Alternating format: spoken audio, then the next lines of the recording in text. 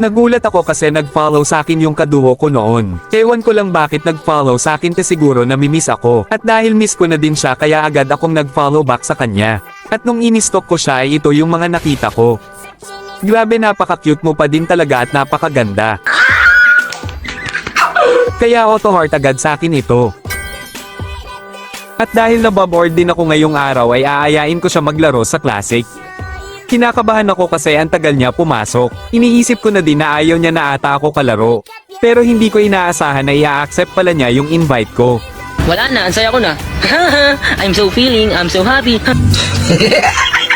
Kaya dito ay bago ko i-start yung game ay kinausap ko muna siya. At agad naman siyang sumagot.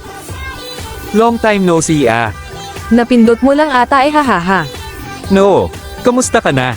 Mabait pa din, eh ikaw. Eto pogi pa din. Ang kapal pa din hahaha. At dahil medyo napapahaba na ang aming usapan ay inaya ko na siya dito. At sa game pala na ito ay ako yung magsisilbing roam niya. Na-miss ko te guys yung dati kaming naglalaro tapos sabay pa kami nagtitipi at ngayon lang ito na ulit.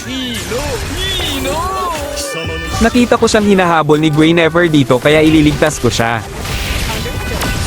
Ang kaso bumalik siya at nagkamali ng pasok kaya napitas siya dito. Pero hindi ako papayag nun ipaghihiganti kita. Tapos nag-chat siya dito, sabi niya. Ang layo na ng narating mo ah, nag-talk or na ka na. Haha, hindi naman tinatry ko lang.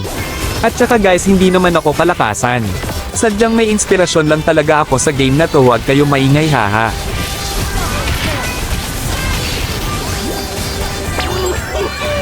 By the way, baka naman may kaduo ka na or ka-affinity ah. Yari na naman ako hahaha.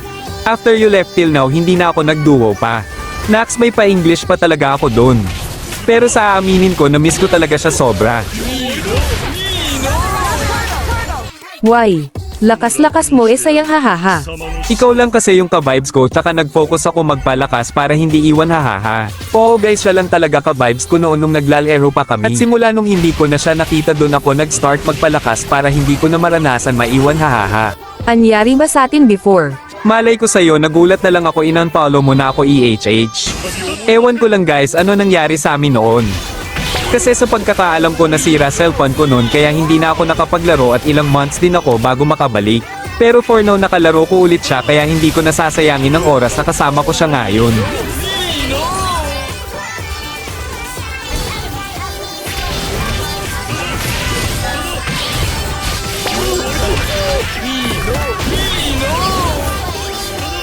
Galing mo na magkagura ah. Syempre time flies, medyo gamay ko na hahaha. Oo guys, napansin ko din na meron na siyang improvement sa paggamit kay Kagura. Kasi hindi gaya dati lagi kaming talo. Pero for now siya na yung nagbabuhat sa akin.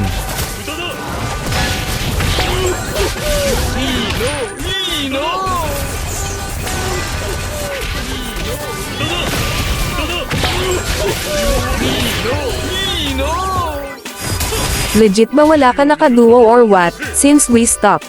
Yes hahaha. Siya lang naman talaga yung gusto kong kaduo simula nung una pa lang.